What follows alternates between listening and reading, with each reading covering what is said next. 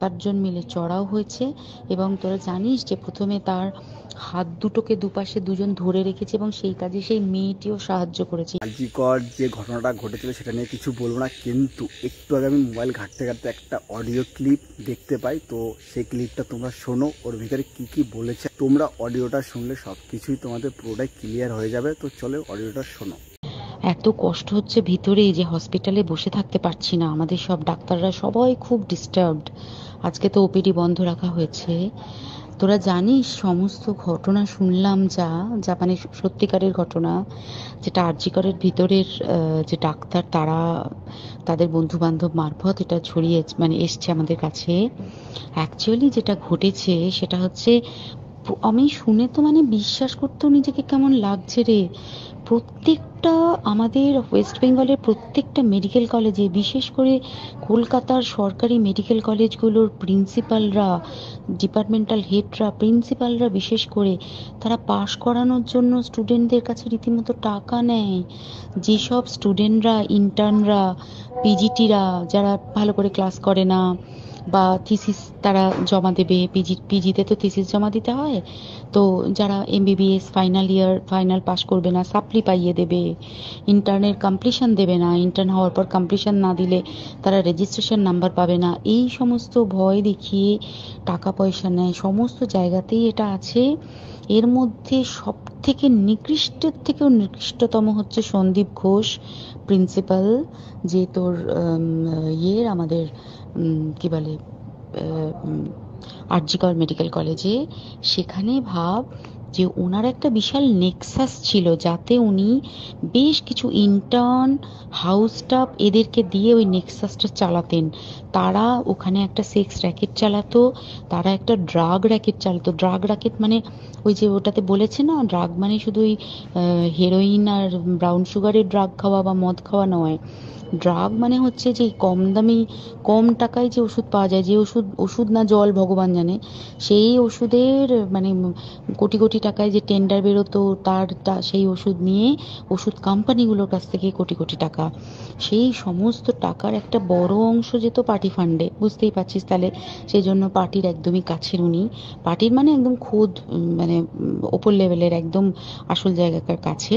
তো এবার উনি এই যে নেক্সাসটা চালাতেন, তাতে রীতিমতো কোন ইন্টার্নকে উনি পাশ করাবেন, কোন পিজিটেকে উনি থিসিস কমপ্লিট করাবেন, সেগুলো সব ভয় দেখিয়ে টাকা নিতেন। আর তার হয়ে কাজ করতো ওই ইন্টার্ন হাউস স্টাফের একটা পুরো বড় নেক্সাস। এবার এই মেয়েটির যে পিজিটি, মেয়েটি অত্যন্ত ভালো, সে তার থিসিসটা কমপ্লিট করাবে না বলে হুমকি দিচ্ছিল। সে এটা জানতে পেরে গিয়ে বলেছিল যে আমি এরকম কোনোভাবেই মেনে নেব না, আমি এর এর বিরুদ্ধে আমি যাব এবং আমি এর বিরুদ্ধে সব ফাঁস করে দেবো। তখন তাকে রীতিমতো ধমক দেওয়া হচ্ছিল। এটা চলছিল লাস্ট 6 মান্থস ধরে।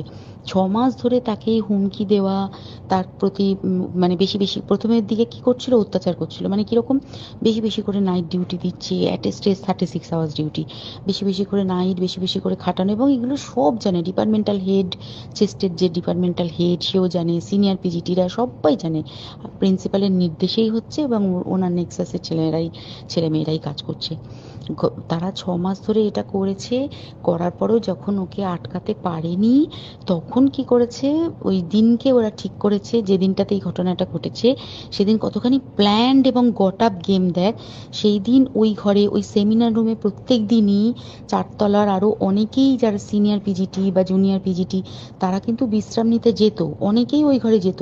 সেই দিনকে ও একা, ওকে বলেছে তুমি ঘুমিয়ে পড়ো, ওকে একা রেখে এসেছে। বাকিরা কাউকে যেতে দেয়নি, বলেছে ওই ঘরে আজকে ঘটনা ঘটছে, মানে কাজ হচ্ছে, ওই ঘরে কেউ যাবে না। ওই ঘরে সেই দিনকে ওর সাথে যখন খাওয়া দাওয়া করেছে বাকি 4 জন, সেই 4 জনের মধ্যে একটি মেয়ে পর্যন্ত ছিল। সে কিরকম মেয়ে চিন্তা কর, এরা ডাক্তার না জানোয়ার জানি না, আমি জানোয়ার বললেও জানোয়ারদের অপমান করা হয়, কারণ জানোয়ার সমাজে এরকম কাজ হয় না। তো ডাক্তার না কি আমি বলতে পারবো না। সেই ইন্টার্ন মেয়েটি আরেকটি ইন্টার্নের গার্লফ্রেন্ড, তো তার সাথে ওই পিজিটি মেয়েটি প্রচুর ঝগড়া হয়েছে। ঝগড়া হওয়ার পরে তারা তো হুমকি টুমকি দিয়ে চলে গেছে, দিয়ে তারপর বলেছে তুমি ঘুমো। এবার ও তো আর জানে না, ভালো মনে শুতে এসেছে। তারপরে তারা গিয়ে মদটদ খেয়েছে, 7-8 জন মিলে চড়াও হয়েছে।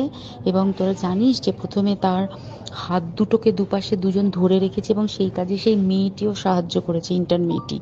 দুজন ওকে পা দুটোকে টেনে জরাসন্ধের মতো ছিঁড়ে ফেলেছে, মানে ছেঁড়ার মতো করে টেনেছে, যাতে পেলভিক বোন ভেঙেছে, গলার বোন ভেঙেছে। মানে কি বিপর্যস্ত, মানে বিধ্বস্ত, কি নৃশংস অত্যাচার করেছে। ওকে উল্টো দিক করে শুইয়েছে, পিঠের ওপর দিয়ে বুট পরে হেঁটে গেছে, মাথাটাকে এমন থেঁতলেছে যে মানে স্কাল ফাল রাপচার হয়েছে।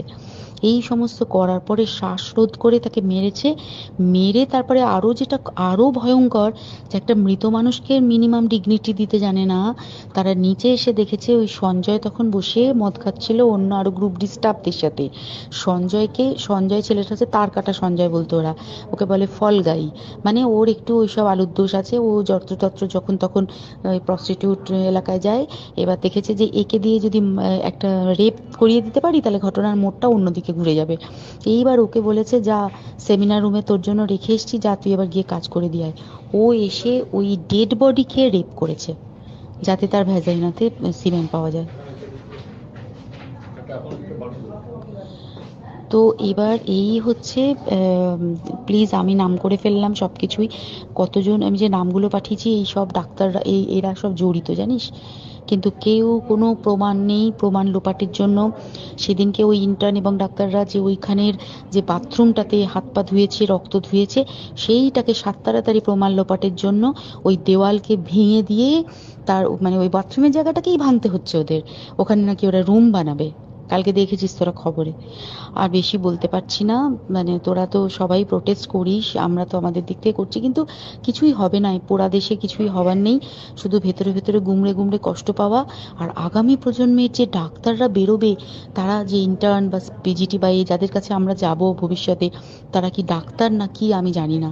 কি নিয়ে তাদের কাছে আমরা যাব, আর কি করেই বা আমাদের পরের প্রজন্মকে আমরা সুরক্ষিত রাখবো।